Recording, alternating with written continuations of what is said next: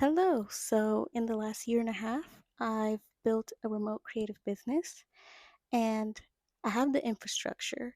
I've grown an audience. I have my offers built and I've learned so much. I was learning from scratch, didn't know any other entrepreneurs, built everything from scratch. So, now I'm at a place where I feel like the final pieces are falling into place and things are making sense. And I want to talk about my journey of learning how to market and sell and healing my relationship with abundance and money and income and increasing my nervous system capacity to accept and be able to go for and maintain and hold this new level of income and abundance that I'm building with my business. And I want to talk about that as a introverted, awkward woman who struggles with boundaries and people pleasing. And yeah, I want to talk about my journey, think what's going on, how I'm growing and expanding when it comes to selling my core high ticket offer, high ticket selling, making conversions, conversion calls, all the things that used to sound so intimidating to me. They still are, but I want to talk about how I'm navigating it. Okay, so before, I feel like a wall I was hitting was I just didn't know what to do. I didn't know why I wasn't making the amount of conversions I wanted, and I've gotten a lot of clarity with that. And basically, it came down to the fact that one, I was trying to take a template from somebody else when really every person's energy and approach and business and setup is different. And one mentor told me to find a way to sell that's authentic to you. And that's what really clicked for me. And so I found a way that's authentic for me to sell, and that's simply having a conversation. Simply, allowing people to experience my energy and talking with them.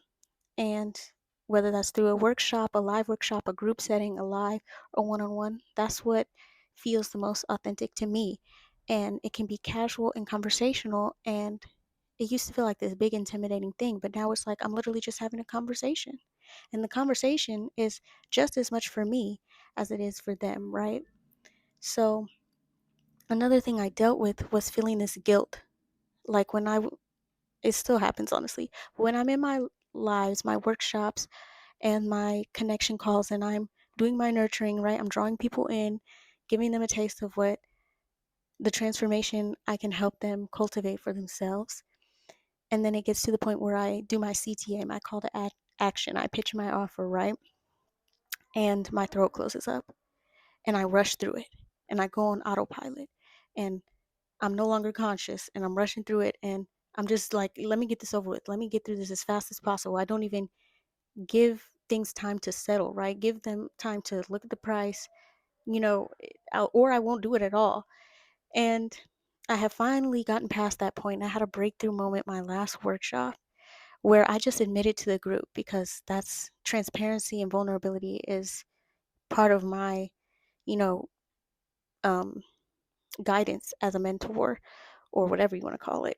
Um, and I was like, honestly, I'm scared and part of me wants to skip past this next slide because I don't want to talk about this new pricing, this new level of pricing that I'm in depth that I'm offering, but I'm going to admit that and I'm going to do it anyways. And it was received super well. And that took a lot of weight off my shoulders, knowing that I don't have to have the perfect script. I don't have to be perfectly confident to sell because I'm confident in what I can offer and the change and the transformation and the knowledge and lived experience and wisdom that I have. And people are interested in buying from me not because I have the perfect delivery or language or perfect 15-step structure or whatever. They are buying from me because they like me as a person and my energy and my perspective, right? And that's what I'm getting paid for, not the perfect languaging, positioning, strategy. Like, I already have the infrastructure built. You can adjust your strategy, languaging, positioning forever if you let yourself. And I was stuck there for a long time. And I was avoiding the exact work that I actually needed to do, which was conversating, just connecting and conversating with creatives who are interested. That's it. That's it. But that was the scary, it still is. That's the scariest part for me is doing it live, seeing their reactions live, feeling their energy live, saying the price live. And I just kind of was in this just waiting for clients or conversions to come to me, which it did, but not, it wasn't reaching the, sometimes they do, but it wasn't reaching the level that I know I'm capable of, right? And sometimes people need a push, they need direction. And so I've been learning how to take that initiative within the last month. And I've literally just been reaching out to people, starting the conversation. And already a lot has changed from it. Um, and another thing that has helped is understanding I have to butcher some calls. I'm learning how to do this for the first time. My nervous system is stressed out with this level of vulnerability, visibility, standing on my pricing, this level of normalizing this level of money and pricing, right? And so I have to allow myself to butcher some. Like some of the my first calls, I was like looking at my notes, I was like, I don't know what to say. And I was like, and they're like, how much? And I'm like, um, this one goes $500. Don't run, don't run. Like that's literally how I felt on the inside. And it was scary because I know sometimes I'm visibly nervous or anxious, and I thought that would run people off, but that's not, it's not. It's okay. It's part of the learning curve, and I'm beginning to understand that I'm allowed to still receive and get paid and help creatives while I'm still figuring it out. And the same thing that I'm teaching creatives about content creation, it's the same with money and selling and running a business as an entrepreneur. All these self imposed rules that I used to have about content creation and that so many other creatives had, that you can't have success or grow your audience unless you do this and you have the perfect thumbnail and you SEO optimize and you edit every video. No, I broke all those rules and my success skyrocketed. It's the same with money and selling. It's literally just having a conversation. And I realized that. I realized the rules I had, the rules we have around the amount of income, especially as women and entrepreneurs, the amount of income we're allowed to have are self imposed. It's your decision not to reach out to that person who is interested. It's your decision to avoid marketing just because you're worried about being rejected, when really feeling rejection is a temporary feeling, temporary discomfort for permanent expansion. Like, why rejection used to really feel like the end of the world. Like, it's not a threat to my life. It sucks. And it is daunting getting, I do get like quite a few, either it's like ghosting, like they don't respond, or they don't follow through. And I'm not sure. I'm not surrounded by too many other entrepreneurs yet. I want to get into some mentorship programs and circles and spaces to normalize this. So I don't know if that's normal, but I feel like it is. Like I think about, those marketers and they call people trying to like sell stuff, and you know how many people hang up or are like no thank you. Um so I think that's normal, but I do understand how it can weigh down on the spirit, but I think that's temporary because it's now gotten to a point where I'm no longer looking to the external to prove that I'm doing something right. It's more so if I took the action, if I reached out, if I spoke from the heart, then my job is done. Like, and there's no point in trying to force the external. It's not your job to make anything happen. It's your job to show up, right? So many revelations have been happening. What was I going to say? I had a point and then I veered off into another point. Um, yes, you can get paid while figuring it out, and the rules are self imposed.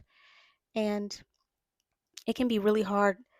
I'm teaching myself to stay conscious in these moments of expansion, because when I get triggered, right at the edge of expansion where I'm like, okay, this is how much it costs, you know, it's my when I have my cue to be like, okay, would you like to join this? Or I think this would be a great next step for you.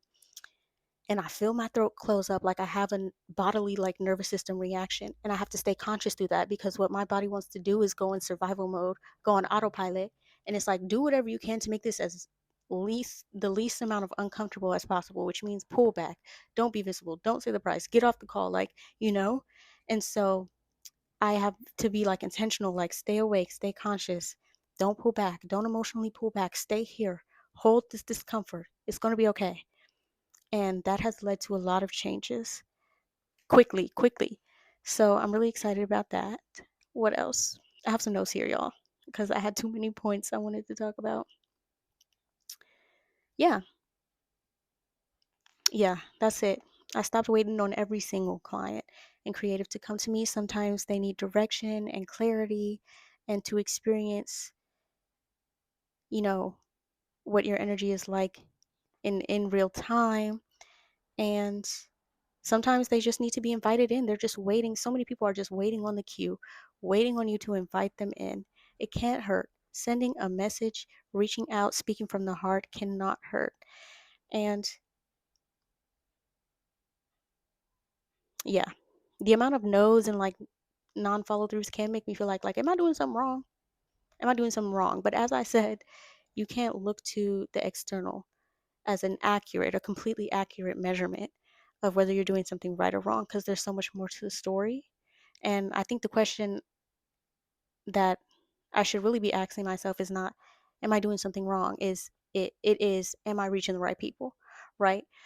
So yeah, that's what I'm working through. And another thing is, oh my god, y'all just saw my birthmark. I have a birthmark.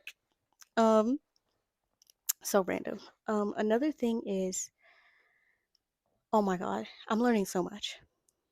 I've been like, one challenging thing about working with creatives and content creators and entrepreneurs and women and helping them become more authentic and heal their perfectionism and all those things is I'm the only one who really sees and believes the vision, if that makes sense. So I'm looking at them and I'm telling them all the options they have with content creation, all the ways they can pull from their story, that it's going to be okay if they're vulnerable and they share their imperfections, and that their imperfections are, do not devalue them, and that they do have permission to do this, and that content creation doesn't have to be hard. They don't have to edit every video, and that it will attract the success that they want. And they've seen it, they've seen that I've done it for myself. But somewhere deep in their brain, deep in their subconscious, a belief that they've been sustaining for years, they don't believe me. And I can feel it. And so they're kind of like, sometimes they surrender it to me, but a lot of times I can feel it. I'm met with skepticism. But that's why they're there, right? I'm not just there to tell them what they want to say, tell them what they want to hear. Like, I'm here to expand them, help them grow. And if abundance and attracting things and letting things come to you, and this natural magnetic personal brand and way of being is not familiar, and the familiar is perfection and performance and only being allowed to be who you're expected to be and not who you are, your brain's gonna fight you on this. Your brain's gonna give me the side eye to like, what is this girl talking about? That shit ain't gonna work. And that's normal. That's a normal nervous system reaction. But it's just interesting where it's like, dang, like I gotta hold the vision. Like, you have, just trust me. Just trust me. Just see this out for a little bit. And I promise you, you're gonna be surprised. I can't wait for the universe and the algorithm to prove you wrong. You don't know everything. But it's just interesting navigating that when I can tell, like, they don't believe me. They don't believe me. And I'm like, I was in the same place. I didn't believe either. But dang, dang, dang. It's just interesting. It's challenging. I hope I articulated that in a way you understand. It's just a little bit scary when it's like, I don't know. I can sense the pessimism or the doubt. Um, and even though it's normal, um, but I guess that's what I'm here for, like my perspective and the liberation and authenticity I've curated for myself. You know, I didn't believe I could have it once either, and the fact that they even show up and allow themselves to be open to it, like, that's the first step. So, not saying that they do anything wrong, but it is an interesting interaction, having to like hold the vision for a bit until their new beliefs catch up. um yeah, I'm learning so rapidly. Like, I'm learning so many things. Um, is there anything else I wanted to say? I want this to be a one take, so I don't want to pause and think for a million years. Um, yeah, I guess that's everything. That's everything. And I'm excited. I'm excited. I feel myself expanding, and I feel these like beliefs and these random rules and walls I had dissolving quick like that, just because I'm allowing myself to be uncomfortable. Like, allowing myself to butcher some of these calls and this process, because I'm learning and I'm allowed to learn and I'm allowed to receive abundance and still win while I'm learning. And yeah, that is where I'm at with that. A little intimidating, but I believe in myself. I've seen my mentors do it, And I don't need any more information, any more answers. Like, I'm just implementing at this point. And I just wanted to share. I just wanted to reflect a little bit what's coming up, all this newness. The best lessons are learned in the field. I could have never anticipated and guessed this when, from without like just going for it, trying to prep and create the perfect, call or pitch. Like, no, the best information has just been in diving in with all these question marks. And yeah, okay, I'm gonna stop rambling. That's all I got. Thank you so much for watching. I hope this video was helpful, and I'd love to know if any other of you creatives or entrepreneurs who are part of my community have navigated the same things. Yeah, that's all. Bye. Psych, I remembered what I was going to say. What I wanted to talk about was me, part of what was creating this hesitance to talk about my pricing, my sell, my and sell and talk about my offers is what came up was a sense of guilt, feeling like I'm taking from people or I'm making people stressed out or whatever. But that has been melting away because what I'm selling is becoming so heart led. When I'm hearing these women talk about these things that I have worked through, these blockages that I'm so confident I can help them transcend. And so I'm speaking from, this place of relatability and this transformation that I've cultivated for myself and this passion.